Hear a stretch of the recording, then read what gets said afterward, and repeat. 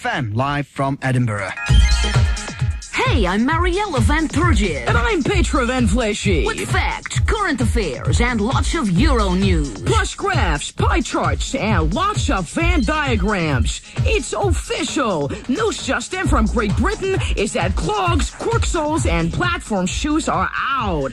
Get the hell out of this place. News flash. In Luxembourg, hot pants are sometimes hotter. Wear your shorts so short that your buttocks extend below the denim line, like Daisy Duke off of the Dukes of Hazzard. Complete the look. Have some varicose veins tattooed onto the backs of your knees. Culture. The Pillsbury Doughboy released his first single in the UK this week, so we say it's Amsterdam cool to get on that gluten wagon. Self-raising flour people are stocking up on all sorts of babs and yeasting out at illegal bakery festivals. So it's down with the crusties and in with those Schropscons. Now it's time for our Jean-Claude Van Damme groovy gig guide. Retro Berlin punk band, never mind the Sex Pistols, This Is Bollocks, are set to headline the Dwarves of Rock Festival at Gdansk. The Bollocks will be supported by Truss, Bloated Tom, and Trapped Wind, plus Seattle Old Girl Collective,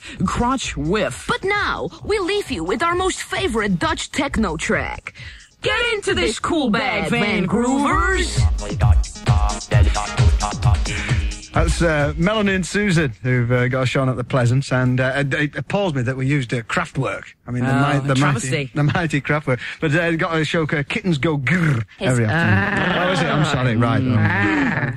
I mean, like, look at this poster of you. I mean, this is like, how am I going to put it? Mark, are you disappointed? Yeah. Well, no, I mean, I've seen the show, and I saw the poster after the show, but this is an incredibly kind of glamorous poster, isn't it? I mean, that's Vaseline on the lens, that is, and a couple of wigs. Yeah. It's not fooling anybody, is it, really? Well, I don't know, is it? I was going to ask you this. I mean, actually, apparently it is fooling people, because people are actually coming to see it. Men in Max are turning up regularly going, well, where are those nice girls on the poster? I think they're quite disappointed, really. They ask for their money back a lot. So, but I've had at least one chin airbrushed out of that poster. Yeah. So, I've had designer 15 Venetian blind effect bags under my eyes removed as well. Okay, well, very wise, very wise. Yeah. Oh, sorry, no, I didn't mean it like that. That sounded terrible, didn't it? I mean, no, it sounded truthful. Well, I respect that. So listen, I mean, you're getting lots of good reviews, and the word of mouth is passing around. People are going to see your show, but like, I have to say, before I came here, I'd never heard of you. So, who are you? Where have you come from? We are unknowns. Yeah, literally. Well, yeah. Honestly, I mean, is this you came to Edinburgh last year? Yeah, we did. We performed in a sort of, it was a bit like a converted old people's home at 10 in the morning, and that's why we're unknown, because nobody actually managed to come and see us. Although at 10 in the morning, you can understand why. Yeah. So for us, it's like our second year, but people are saying, who are these young upstarts and these people in Pleasance? You know, because it's our first sort of main sort of prime time show, really. So what do you? I mean, do you work as a comedy duo together in London? I mean, what do you do? Yeah, we hang out a lot together. We work together once in London. Of spending a lot of our spare time in each other's company. We have a lot of spare time, obviously. So yeah. So we've done a couple of shows at Batty, but as I say, it's all starting off. So so it's all new. So anybody who's obviously owns a sort of pathetic art centre around Great Britain that's listening to this show, please book us. Book us. I mean, us. Is it like you played this thing to 10 o'clock in the morning last year? I mean, like, it must be more or less impossible to like be funny at 10 o'clock in the morning to an audience of two people. It did prove impossible, actually. We were just very, very grumpy, basically. It was, it you know, it was a real effort to actually get up at that time of the morning. What was the smallest audience you got? One. So what actually, naught. I think we did have a... We performed a show to naught, actually. Yeah. We performed a show to a load of empty chairs. Yeah, we did. Our first show, I believe, was to nobody, and the second show was to one woman. To one individual. And did she like it? I mean, respect to her, she stayed the course. I think she hated it, but yeah, she did stick with it. She didn't laugh once, actually. Because I was reading about this guy, Nick Wilty, who's done about... He said one person turned up for his show last year, apparently. So he said, hey, there's a show I want to see. Let's both go in a cab and I'll do my act on the way. I think we should have done that. But we couldn't afford to do that. That's so, right. We wouldn't have fare. So obviously you've done those, well, no, I better be careful what I say, because but you did that bit at the beginning for us. I think people know the origin of where that's come from. But I mean, what is the show? It's like, I've heard it described as Dick Emery for the 90s. Yeah, it's the thinking woman's Dick Emery, we like to think. It's basically a load of kind of zany old wacky characters. Ooh, sorry for the use of the word wacky there. Very sorry. Sorry. Madcap. You missed Madcap out. We're such a bunch of loonies. Right. God, we're a bit mad, we are. Right. So, Cue gunfire. I mean, it is like different characters who come back through, doesn't it? It's sort of... Yeah. It's not kind of one-off sketchy. It's just sort of characters that you get to know and hopefully love. So give us some of the other characters. I mean, obviously we had a taste of those girls then. We got some sort of hyper-intense post-feminists from America, the east coast of America. We've got From Berkeley. Yeah, probably. Possibly. And we've... Some mad paramilitary... brown owls, sorry. Who are training up the gnomes as a sort of crack commando team to send out to sort of countries in need of their help. Yeah, we've got a couple of PE teachers who've got a soft spot for each other and trying to work the whole thing out. Sapphic conundrum. Right, yeah. It's been described as. Yeah. And there's a good award ceremony as well. So. Yeah, we do sort of Emma Thompson impersonations as well. It's a great bit of the show, actually. Co-present the award ceremony co-hosted by the Queen and Margie Clark. Yeah. It's a great combo, actually. It is. It's like Mick Fleetwood and Samantha Fox at the Brits, isn't it? Exactly. It's just as good as that. Well, it's a good show. Are you going to give us a taste of something else before we go? Or? Well, we're not going, actually, but Lard's lurking in the background, so it looks like you probably are. Yeah, why not? What are we doing, Sue? Well, we're going to do a little bit from there's a couple of characters who are very incoherent to anyone listening, to anyone, because, of course, no one's obviously listening. Middle-class ravers who are... They're trying to get into a festival, basically, and they're sort of haranguing a police chief constable, so let's just kick in. OK. Wicked. OK. What do you mean this is a police blockade, Chief Constable? What do you mean? We've paid £60 out of hard-fought-for Dole money that shouldn't by rights be ours because we're on belly large trust funds to get into this 3-day rave party event pop happening. And I'm belly well going to make sure that we gain access, Range Rover and all. Oh, but this is unreal, Police Chief Constable. You do realise that the land is free, don't you? You can't just waltz into Sainsbury's and fill up your trolley with sods. Can you put a barcode on a stream? Can you auction off a cow? Yes, you can auction off a cow. Yes, you can auction off a cow. I think the Chief Constable understands what you're trying to get at, Ames. The point is this, you bastard son of Robert Peel. You'd barely well better let us through. We have been travelling and camping the length and breadth of Great Britain's privately owned estates without one tiny whiff of police intervention whatsoever. Now look here, you disgusting little mason. This is a waste of my time and my parents' money. I can almost smell the Catmen do hot pot. And the whiff of New Age feces piled high outside Campervans. And the tang of the Medialus. Bowls brimming with excrement, Police Chief Constable, and bobbing along with all sorts of dirty, disgusting things. And the steaming flesh in the New Age sauna teepee. I think that's I think we've got our words. Both well, of course. As Melanie Susan, kittens go. It's right, and that's on at the Pleasant Seven. What time is it? 3:45? 3:30. Right, okay, yeah. I mean, I should know. I went. I did go. Right, so there's some hellos to do before you go. There are some hellos. Important business. Say hello. Very posh now. I'd like to say to M, Nick, and Phelpsy in St John's Wood, and anyone who lives in the Pearly area. I'd like to say hello to my mum and dad, and I'm sorry for the swear words. And come on now, that's all right. Sorry. Our time's up. Move yourself. Have you met the stage manager? Flipping that car, kid. Local radio, hey? Come on, move! Oh, God, Lord, will you? What? We're live on air. I know we are. Move! Flipping, Lord, back off, calm down. I'm more wired from that, you know. All right, because it's another bit now. It's your top reviewers bit. Oh, right. You're picking the fringe, so... Do I stop being stage manager? Yeah, I'll introduce you, shall I? Yeah, please. Right, okay then, right.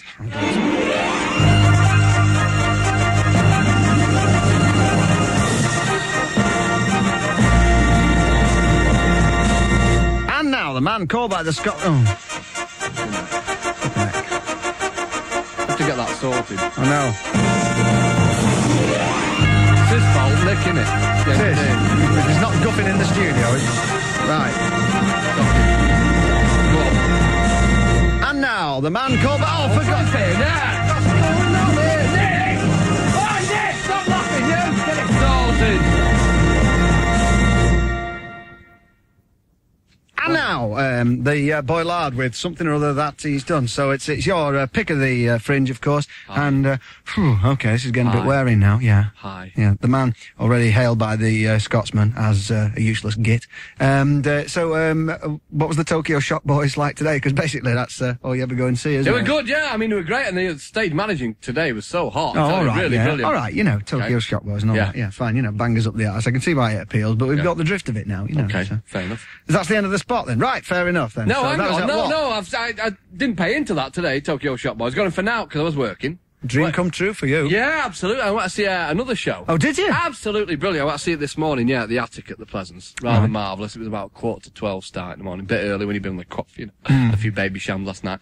But, it was called Richard Not Judy with Richard Herron. It's on, I think, most days, you know. Right. And he has different pals with him. Right. Who sit upstairs in this little attic. And they just talk to each other and have a bit of a laugh. Right. But it's rather marvellous. But what they actually do, which is a rather quirky little thing, Mark, is that they start the day off by auctioning tickets in the courtyard. Do they really? Oh, yes, they do now. Oh, and you can buy tickets from the box office, which is a bit boring, or you can actually go into the courtyard and clip, and you can pay, 5 pence or 10 quid. Really? And, and the person who pays the most money is king for the day. Oh, really? And they can direct the show in any which way they like. And they really? And they get free vodka. Oh, really? And they get chocolate. And really? crunchy nut cornflakes. Really? And here's a clip. Oh, really? Anybody want to bid for the first ticket? Frank Skinner's show is sold out. This is your only chance to see him unless you have a ticket for his show. £6 for these two. Ooh. With you. £6 for two. There's more than 25 people here. I think, you know... It's quite good. Going. Gone, God, I was just about to bid then, and no. It's typical, isn't it, eh? I have to go see the Tokyo Shock Boys. What, they're not on yet, are they? I'm out for another 6 hours. What's your name? Can't wait for that Tokyo Shock Boys. David. Quid. You heard me then. You'll get your money back later, probably. Quid. £1. Quid. There's £1 here for a ticket. Any advance? Oh, God. Not going to fours. Try. This is 1 ticket. What? £2. They're running out. £3 for one. £3 for one. False alarm. £3 for one here. What? £3.50 for one. £4. I should get him for now, mate. He's dancing I know with Andy me. Kershaw, me, you know. £4, £5. Andy Kershaw would be a bidding, would he? £5. Radcliffe's in Any bed. advance on £5? What? Going. Gone for £5. I was just about to go 550 then. You got any change? Too quick, isn't he? I was going to pay £5.50, and he just went. Really? He's too quick, that fella. He should be at Sotheby's or whatever it's called. Oh, really? Yeah. Anyway, but from there, everybody gets the tickets, and they all file on up into the attic. And today it was Stewart Lee, who is in the other side of that glass. He's going to be with us very shortly. Hi. Oh, really? Yeah, I'll stay managing him. I'll show him the way. And That'll be nice for him. Yeah. Yeah, and Frank Skinner, and there was this other fella, a weird little guy who lives somewhere. And it was all very funny, basically. And they did like a little show. And I'd say King of the Day, and he was directing it. And, basically, go and see it. That was you. I'm not talking to everybody else, saying you go and see it in the morning. Right, okay then, fine. So, and was there something about a car? Oh, yes! Oh, now you mention it. Oh, really?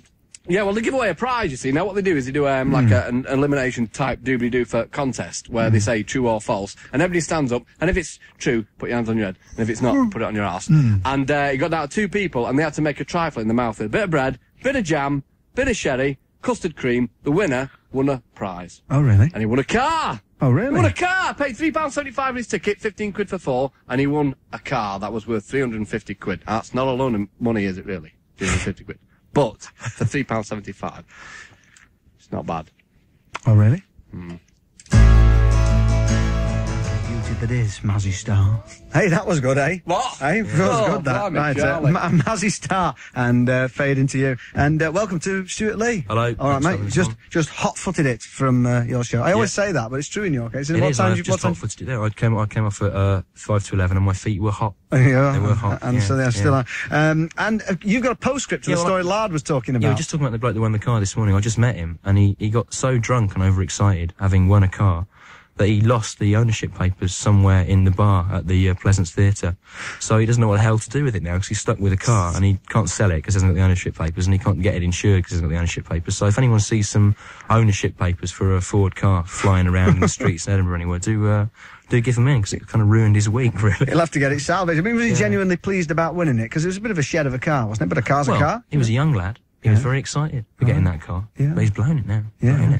Well, and perhaps just as well, because, God forbid, people should mix alcohol and cars. True, he seemed irresponsible. Right, yes, okay. So how did it go tonight? It was all right, but I've got these sandwiches with messages in them, and tonight I used cheese instead of peanut butter, and the cheese kind of got stuck on the paper, and no one could really read their messages. But I'm probably the only show that's, like, suffered from what sandwich filling was used on the Fringe tonight, so it's nice to be, like, distinctive in that way, I think. Absolutely, yeah. Okay, then. Right, well, Stewart Lee. And also, welcome back to the Boy-Lard. Hiya, Mark! How you doing? Hey, slays them every time, that line, doesn't it? It does, absolutely. I mean, I went down bigger at the Edinburgh Festival, that line. Hiya, Mark! Did it? Yeah. Yeah, I was in the courtyard, had my own spot and everything, had an audience. Great it was. Anyway, what are you doing back here? I thought, excuse me. What? Monsignor. What? I thought you'd left me. I thought you'd gone off to pastures new. I thought you'd know that was sort of, like, temporary. It wasn't a permanent thing, was it? I thought you'd like your Tokyo Shop Boys. I mean, that was, you know, so have you gone off then? Well, no, what it was, I was actually stage managing the Tokyo Shop Boys over the weekend. Yeah, but it was just a little bit of an altercation, and I decided to leave. What sort of altercation? Well, it was like a policy difference, you know. I mean, they thought they should go in one direction, and I was sort of steering them in another. Right. And, you know, I mean, you know their act anyway. I mean, anybody who didn't hear my pick of the Fringe last week, Tokyo Shop Boys, and what they used to do was used to pull chairs around by the testes and stuff, and it was a good act. Yeah. And there's one bit where one of the guys, bald guy, puts a scorpion on his head. Yes. Which is good, isn't it? Yeah. Well, you know, it's good. It's not great, though. That was the problem. Yeah. And I said to him it should be on his pecker. Oh, see, that was the policy That was the decision, policy was it? difference. I see, right. It wouldn't be steered, and I wouldn't be compromised, so we had a head-to-head, and that was it. You had the same problem when you were working with Burkhoff, didn't you? I do. Yeah. And there was I actually walked out, and they fired me as well at the same time. Well, I heard that, you know, they were getting a bit worried because the insurance underwriters were getting a bit nervous about that trick you were doing, sort of, with the Gelignite, you know. Yeah. Well, there was that. I mean, they weren't so sure. I mean, that, you see, like I say, it's like, they couldn't be covered for, like, somebody being hit by your block and tackling row G, I think. I could understand that as a sort of directive from the insurers. Yeah. But I thought that, you know, sticking little fireworks up your jacks is one thing, but putting your doof on the line and Gelignite, I thought that would have been a showstopper. Right. And that's we did disagree on policy and their direction, and they sacked me. Well, it was your pick of the Fringe every night, you know. Well, they were crap. Weren't they? Pick of the Fringe? Well, they were the pick of the Fringe. I mean, they were the best thing at the Fringe, but they were crap, weren't they? Well, all right, listen. What? No, they weren't crap, weren't they? Well, no, listen. What? Right, you're getting in. So what are you going to do then? You've got to sort of define a new role for yourself now, haven't you? Well, I thought that pick of the Fringe, it was a good spot. Like I say, I mean, the actual raw material was crap, you know, like I say, because everybody in Edinburgh in the rubbish. Right. Like I say, and I'm not bothered. I mean, got all the Man United fans after me. Right. Who else was after me? Oh, I don't know. The list is getting too long now. And you know. all the people in America. If you didn't have your old pal Mark Smith, you'd be in big trouble. I'd be lost. Right. So I don't mind alienating all the comedians, Mark and Wise, right. in Edinburgh. Yeah. And basically, I thought I would leave that pick of the Fringe thing because it's no good, and I'm just polishing a Richard. And basically, I'm going to do pick of the tunes now, which is my new role. All right, well, come on, then. Right, we've been on too long now already. Give us a tune, then. What's your first pick of the tune? Oasis. Now, these oh, well. They kick anus. Is this it here? That's it. They've got an attitude, right, which I like. I'll They're worth the hype. You know, they're 5-star albums everywhere, but they are worth the hype. And I actually picked this up in a second-hand shop, and that means that somebody in the media has gotten this early, because they send it to people like us early, and they've sold it, which is despicable. Despicable, But I picked it up for £8. And well done, then. Things are looking up. Let's have a listen to the new Oasis album. Great tune. Not like the singles, is it? No, change of direction. Really good. Oh, yeah.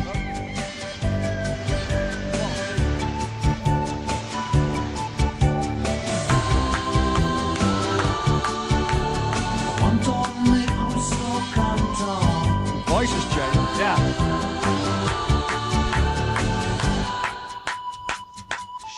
Quite a bit. Kicking.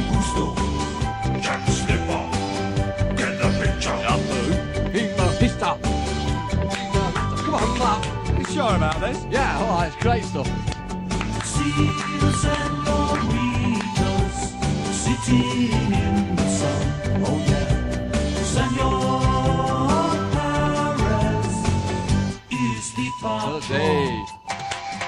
This is my Oasis. This Oasis is. Hang on a minute, that's not Oasis. It is. This is a record called The Summer Hit Single, Oasis, featuring Whistling Jack Slipper by Keith Trouble, who used to be in Brett Marvin and the Thunderbolts. What? It's nothing to do with the Oasis album, that. I said it was crap. It doesn't kick anus at all, that. I was only joking.